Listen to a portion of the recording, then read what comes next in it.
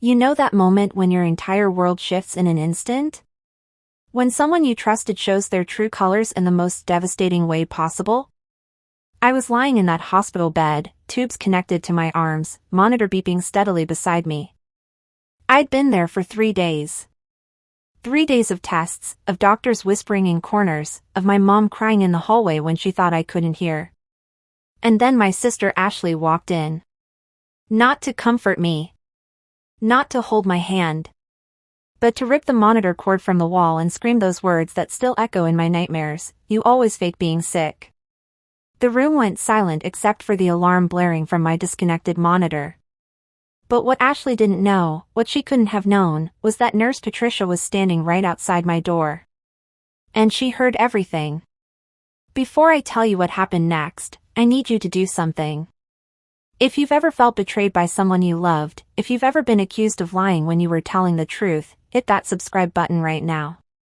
This story gets intense, and you'll want to be here for what comes next.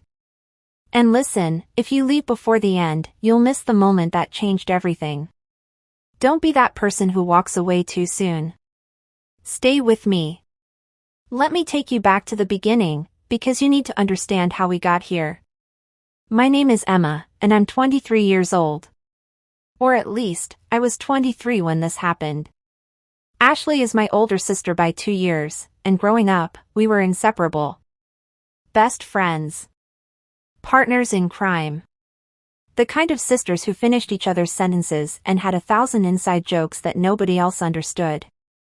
But something changed when we hit our 20s. It started small. Ashley would make little comments about how I always had something wrong with me. If I had a headache, she'd roll her eyes. If I caught a cold, she'd mutter under her breath about how I was so dramatic. I didn't understand it at first. I wasn't sick more than anyone else. But Ashley had this narrative in her head, and once it was there, every single thing I did seemed to confirm it for her. The real problem started about 6 months before that hospital room confrontation. I began feeling exhausted all the time. Not normal tired, the kind of exhaustion where getting out of bed felt like climbing a mountain. My joints ached. I'd get these random fevers that would spike and then disappear. Some days I couldn't keep food down. "Maybe you're just stressed," Ashley would say, barely looking up from her phone. "You're probably just out of shape," she suggested another time, even though I'd been going to the gym regularly before I got sick. My mom noticed, though. She saw how I'd lost 15 pounds without trying. How I'd fall asleep at the dinner table. How some mornings I'd wake up drenched in sweat even though my bedroom was cold.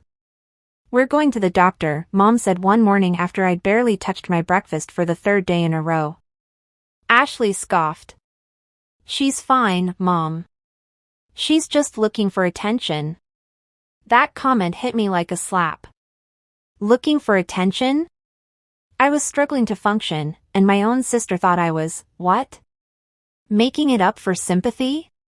But I went to the doctor anyway. And then another doctor. And then a specialist. The tests started. Blood work. Scans. Biopsies. Each one more invasive than the last. Each one coming back with results that were concerning but inconclusive. "See?" Ashley said when I came home from another appointment with no clear diagnosis. "They can't find anything wrong because there's nothing wrong. You're wasting everyone's time." I tried to explain that just because they hadn't figured it out yet didn't mean I wasn't sick. That my symptoms were real, even if the cause was still a mystery.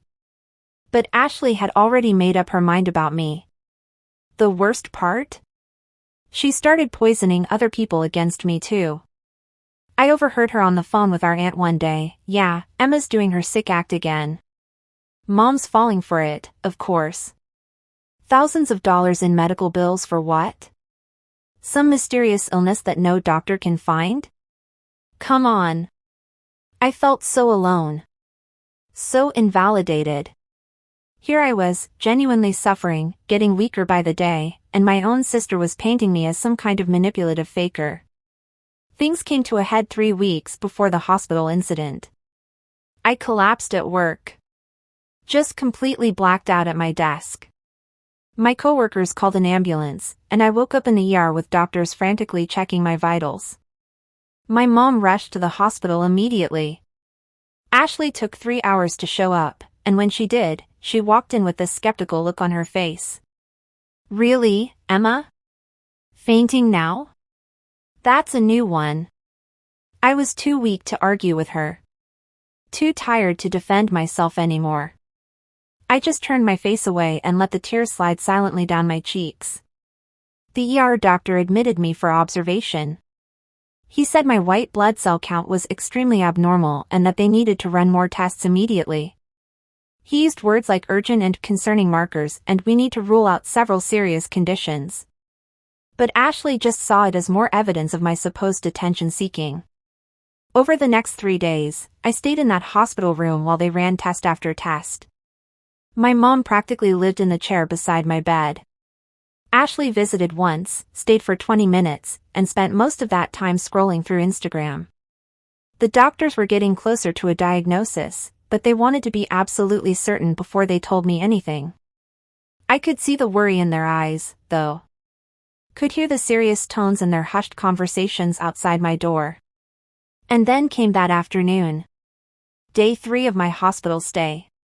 My mom had gone to the cafeteria to grab some coffee. She'd barely slept, barely eaten, and I'd insisted she take a break. The nurse, Nurse Patricia, though I didn't know her name yet, had just finished checking my vitals and had stepped out into the hallway to update my chart. That's when Ashley walked in. I actually smiled when I saw her. Despite everything, despite her doubt and her cruelty, she was still my sister.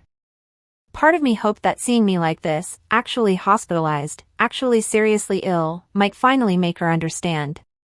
"Hey, Ash," I said weakly. My voice was hoarse from medication and exhaustion. She didn't return my smile. She stood at the foot of my bed, arms crossed, and just stared at me with this cold, hard expression. "Mom texted me," she said. "Said I should come spend some time with you since she needed a break from your neediness." My heart sank. "I'm not being needy, Ashley. I'm sick." "Right. Sick." She made air quotes around the word. "So sick that you've been in here for 3 days and they still haven't found anything actually wrong with you. They're still running tests. They're running tests because you won't stop complaining. Because you've convinced everyone you're dying or something when really you're just..." "Just what?" I asked, and I could hear my voice breaking. "Just what, Ashley?" "Just faking it," she exploded. "Just like you always do. Remember when you were 12 and you said you had a stomachache to get out of that math test? Or when you were 16 and suddenly had a migraine right before you were supposed to help me move? I actually had a migraine that day. You always have something. Always. And Mom falls for it every single time, babying you, giving you all the attention while I..." She stopped abruptly, but I heard what she didn't say. This wasn't really about whether I was sick or not. This was about Ashley feeling like I'd gotten more attention, more care, more love. This was about jealousy that had been festering for years, finding a target in my illness. "While you what?" I asked quietly. "While you resent me for being sick?" "You're not sick," she screamed. And that's when she did it. She reached over and yanked the cord connected to my heart monitor right out of the wall socket. The machine immediately started wailing, a sharp, piercing alarm that filled the room. My heart rate, my oxygen levels, everything disappeared from the screen as it went dark. "You want to fake being sick?" Ashley shouted over the alarm. "Fine. But I'm not playing along anymore. I'm not going to stand here and watch you manipulate everyone. What is going on in here?" The voice was calm but carried an authority that made Ashley freeze mid-sentence. Nurse Patricia stood in the doorway, and her expression was unlike anything I'd ever seen. Not angry, exactly. But utterly disgusted. Disappointed. And absolutely done with what she was witnessing. "Did you just disconnect your sister's monitor?" Patricia asked, her voice deadly quiet now as she moved into the room. She's not even really. Answer the question. Did you just disconnect medical equipment from a patient? Ashley's face went from red to white in seconds. I was just proving a point. You were endangering a patient. Patricia plugged the monitor back in, checked my vitals quickly, and then turned to Ashley. I heard every word you said before you walked in here. Every accusation. Every cruel dismissal of your sister's very real medical condition. Hold on. I need to pause here for a second. If you're watching this and you haven't subscribed yet, what are you waiting for? This story is about to take a turn that will absolutely shock you. And here's the thing, if you click away now, if you scroll past this video, you'll never know what happened next. You'll never find out what the diagnosis was, what the police did, or how Ashley reacted when she realized the truth. Don't let your impatience rob you of this story. Hit subscribe, turn on notifications, and let's continue. Because what Nurse Patricia did next, it was legendary. Very real medical condition? Ashley repeated. They haven't even diagnosed her with anything. Haven't they? Patricia asked, and something in her tone made my blood run cold. She looked at me, and I saw sympathy in her eyes. Emma, I wasn't supposed to say anything yet. Your doctor wanted to be the one to tell you. But given the circumstances. She took a deep breath. The test results came back an hour ago. You have lupus. Systemic lupus erythematosus, to be specific. It's an autoimmune disease that's been attacking your body for months. The room spun. Lupus. I'd heard of it, but I didn't really know what it meant. Was it serious? Was it treatable? Was I going to be okay? But before I could ask any of those questions, Ashley laughed. She actually laughed. Lupus? Oh, that's convenient. One of those invisible diseases that's impossible to prove. How perfect for you, Emma. Patricia's expression turned to stone. Get out. Excuse me? Get out of this room. Now. You can't tell me. I absolutely can. You're not a legal guardian. You're not listed as approved medical contact. You're a visitor who just assaulted a patient and disconnected life monitoring equipment. Get out. Ashley's mouth opened and closed like a fish. I'm calling Mom. Please do, Patricia said coolly. And while you're at it, I'll be calling security. And the police. That's when the color really drained from Ashley's face. The police? For what? I didn't do anything illegal. You disconnected medical equipment from a patient. That's assault. Potentially reckless endangerment, depending on what the police decide to charge you with. That's insane. She's my sister. Which makes it worse, not better. Patricia pulled out her phone. You're not leaving this floor. Security is already on their way. I watched my sister's face cycle through about a dozen emotions. Disbelief. Anger. Fear. And finally, something that might have been the first hint of understanding. Emma, Ashley said, turning to me. Come on. Tell her I didn't mean, tell her to not call the police. It was just a misunderstanding. I looked at her. Really looked at her. This person who had spent months invalidating my pain. Who had called me a liar and an attention seeker. Who had just pulled out my medical equipment while screaming at me in a hospital bed. I think you should wait in the hallway, I said quietly. Emma. Please leave, Ashley. She stared at me for a long moment, and I saw something crack in her expression. But before she could say anything else, 2 security guards appeared in the doorway. This is the visitor? One of them asked Patricia. Yes.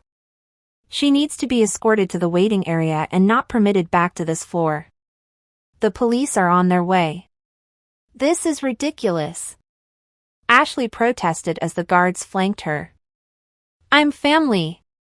You can't ban me from seeing my own sister. Watch me, Patricia said. As they led Ashley away, I could hear her yelling. Mom is going to hear about this. You'll all be sorry. Emma. Emma. Then she was gone, and the room fell silent except for the steady beep of my monitor. Patricia sighed and pulled up the chair beside my bed. I'm sorry you had to hear your diagnosis like that. Dr. Morrison is going to kill me. Is lupus really bad? I asked, my voice small. It's serious, she said honestly. But it's manageable. With the right treatment, most people with lupus live full, normal lives. The fact that we caught it now, that we can start treatment immediately, is actually very good news. Tears started streaming down my face. Not from fear about the diagnosis, though that was there too, but from relief. Relief that I finally had an answer. Relief that I wasn't crazy, wasn't faking, wasn't imagining my symptoms. I knew something was really wrong, I whispered. Everyone kept saying it was stress or that I was out of shape or that I was just being dramatic, but I knew. You knew, Patricia said firmly. And you were right to keep pushing for answers. Never apologize for advocating for your own health. She handed me a tissue and let me cry for a minute before speaking again. For what it's worth, I've been a nurse for 17 years, and I've seen cases like yours before. Not the lupus specifically, but the family dynamic. Sometimes the people closest to us have the hardest time accepting when we're sick. Sometimes it's because they're scared. Sometimes it's because they feel guilty for not noticing sooner. And sometimes... She paused. Sometimes it's about their own issues that have nothing to do with you. She thinks I'm stealing attention from her, I said. Probably. And that's something she'll need to work through. But Emma? Her issues don't make your illness any less real. Her inability to support you doesn't mean you don't deserve support. My mom rushed in about 10 minutes later, coffee forgotten, face pale with panic. Emma. Security just told me, Ashley said, what happened? Patricia explained the situation calmly while my mom's expression went from confused to horrified to furious. She pulled out your monitor? Oh my God, Emma, I'm so sorry. I'm so sorry. Mom grabbed my hand, tears streaming down her face. I should have shut down her comments months ago. I should have protected you better from her doubt. Where is she now? I asked. Downstairs with security. They said the police are coming. Mom looked torn. Emma, I know she was horrible to you, but she's still my daughter. Do you want to? Should I ask them to? No, I said firmly. She needs to face consequences for this, Mom. If not for yanking out my monitor, then for months of telling me I was faking when I was really sick. Mom nodded slowly. You're right. You're absolutely right. The police arrived about 15 minutes later. 2 officers who listened to Patricia's account reviewed the security footage from the hallway, which had apparently captured audio of Ashley's rant, and then asked if I wanted to press charges. I hesitated. This was my sister. My childhood best friend. The person who used to braid my hair and share her secrets and defend me against playground bullies. But she'd also become someone who actively tried to harm me. Someone who couldn't be happy for me even when I was suffering. Someone who valued her own narrative more than my actual well-being. Yes, I said. I want to press charges. The officer nodded and made notes. Given the hospital setting and the interference with medical equipment, this will likely be charged as assault and possibly reckless endangerment. She'll be arrested and processed today. After the officers left, my mom sat with me in silence for a while. Finally, she spoke. I failed you both, she said quietly. I saw Ashley's resentment growing, and I told myself it was just sibling rivalry.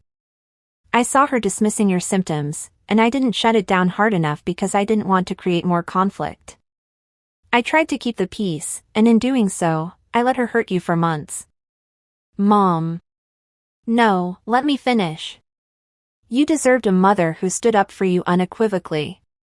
Who told Ashley in no uncertain terms that her behavior was unacceptable. I'm sorry I wasn't that mother. You've been here every day, I pointed out. You never doubted me. But I didn't defend you enough to her.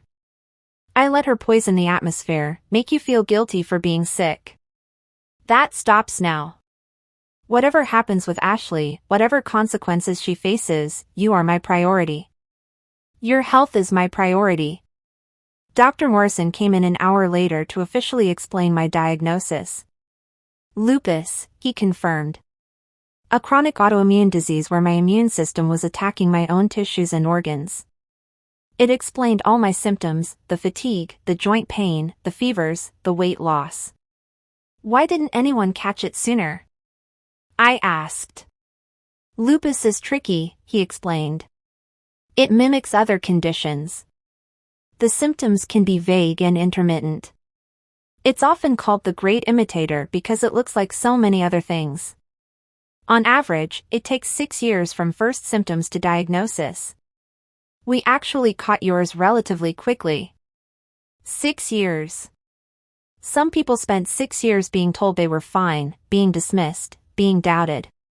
6 years of knowing something was wrong but having no proof. I'd only endured 6 months of Ashley's doubt, and it had almost broken me. What's the treatment? Mom asked. Dr. Morrison outlined the plan. Immunosuppressants to calm down my overactive immune system. Anti-inflammatory medications. Lifestyle changes. Regular monitoring. It wasn't a cure, there was no cure for lupus, but it was management. A way to live with it, to function, to hopefully achieve remission. Will she be okay? Mom asked, her voice breaking. With proper treatment and care, absolutely. Emma's young and otherwise healthy. We caught it before it caused any major organ damage. Her prognosis is good. After he left, Mom and I just held hands and cried. Tears of relief. Tears of grief for the months of suffering. Tears of hope for the future. Ashley was arrested that evening. Charged with assault and reckless endangerment, just as the officer had predicted. My mom went down to the station but didn't bail her out. She needs to sit with what she's done, Mom said when she came back. She needs to understand that actions have consequences. I spent 5 more days in the hospital while they started my treatment and monitored my response to the medications. Nurse Patricia checked on me every shift, even when I wasn't officially her patient. How are you holding up? She asked one evening. Physically? Better. The meds are helping already. Emotionally? I shrugged. I'm processing. Your sister made bail this morning, Patricia said gently. I thought you should know in case she tries to visit. Mom said she's banned from this floor. She is. But I wanted you to be prepared in case she tries to call or text. Ashley did text, actually. 3 days after her arrest. We need to talk. This has gotten out of hand. I didn't respond. She texted again the next day. Mom won't talk to me. You have to drop the charges. I didn't mean for things to go this far. Still didn't respond. The third text came the day I was being discharged. I know you're mad, but I'm still your sister. Family forgives family. Call me. I blocked her number. My mom helped me pack up my hospital room, gathering the flowers and cards that had arrived from friends and coworkers. People who believed me. People who supported me. People who had seen me getting sicker and had taken me seriously. Are you sure about the charges? Mom asked as we loaded everything into her car. Once the legal process starts, it's hard to stop it. I'm sure, I said. She needs to face real consequences, Mom. Not just a talking to or a timeout. Real consequences. Mom nodded. Then I support you. Whatever you decide, I'm on your side. The preliminary hearing was 3 weeks later. I had to face Ashley across a courtroom, her lawyer arguing that it was a family dispute that had gotten out of hand, that there was no real harm done, that the charges were excessive. My lawyer presented the security footage. The audio of Ashley's rant. Nurse Patricia's testimony about the danger of disconnecting medical equipment. The months of documented harassment and medical dismissal. The judge ruled that there was sufficient evidence to proceed to trial. Ashley's face when the ruling came down. I'd never seen her look like that. Defeated. Scared. And for the first time, maybe actually remorseful. She tried to approach me as we left the courtroom. Emma, please. Can we just talk for 5 minutes? No, I said simply. I'm your sister. You were my sister. Right now, you're the person who assaulted me in a hospital bed and spent months telling me I was faking a serious autoimmune disease. I didn't know. You didn't want to know. There's a difference. I turned to leave. Emma, wait. I'm sorry. I'm genuinely sorry. I was jealous and angry and I took it out on you and I was wrong. I was so wrong. I paused. Looked back at her.